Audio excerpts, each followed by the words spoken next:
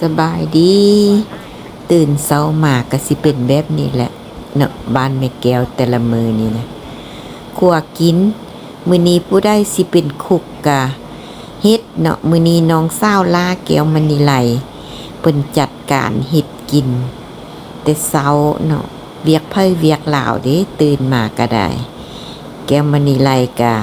เฮ็ดอยู่ครัวนอกเนาะเข้ามาในเฮือนกับแก้ววันทองเฮ็ดอยู่ครัวไหนเนาะแก้ววันทองนี้เพิ่นสิเฮ็ดอานาไม่ยังหมกหม้อป่าเนาะใส่ใบตองเฮ็ดครัวนอกครัวไหนซ่องเอ้ยน้องเพิ่นกะครัวนำกันปลาใหญ่เพิ่นกะมาบำบัดแม่เฒ่าเนาะบำบัดแม่เฒ่าเป่าค่าเอาเครื่องเป่าอะเทอร่าเนาะเป่าค่าให้แม่เฒ่าซุมื้อละ30นาที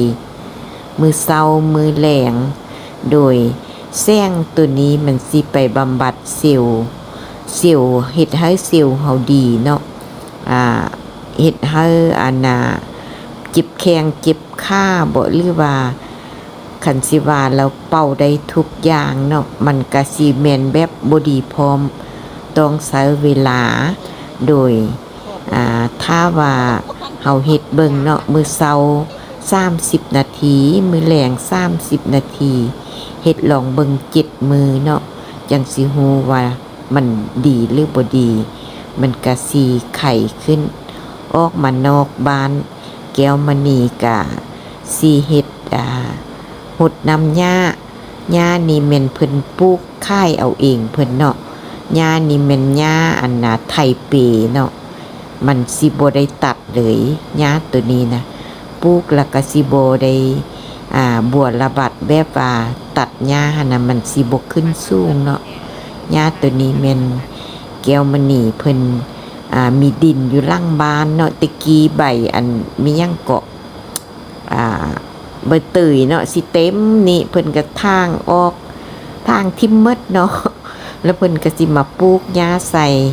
เอาออกไปค่ายได้สุดหนึ่งแล้วเนาะแล้วก็ปลูกสุดใหม่อีกงามกำลังเพิ่นปลูกบุกเบิกเนื้อที่เนาะแล้วก็นำหดกะบ่ยากนำน้องเนาะมีน้องอยู่นี่นำปุ๋ยธรรมชาติมาหดโดยหดแล้วก็น้องสาวก็เฮ็ดอาหารแล้วเบิดแล้วก็สิเรียบร้อยแล้วก็สิแต่งผักเข้าห้องกันมากินข้าวได้บัด อันนี้แม่น้องสาวเพิ่นเฮ็ดแกงหน่อไม้แบบล่วงพระบางเนาะบ่ใส่ยานางแกงใส่ตีนจอกหมูกระแซ่บคือกันเข้านำกันก็สิหลายคนเนาะมีล้านเคยลูกเคยนาไหลพุทธิส่งเนาะพุทธิซ้ำอันนี้นะน้ำผึ้งเพิ่นจืนนกแอ่นตุงหมาได้นี่น้ำตาลเอามาให้มื้อวานนี้ก็เลยบ่ทันได้จืนมามื้อนี้ก็จืนแม่แก้วกับบายลองเบิ่งจุมโพไทยเสียงควงว่าบายแขงบายข้ามันก็อีกบายลักแค้นลักข้านี่แอนตุงโอเคมากินนำกัน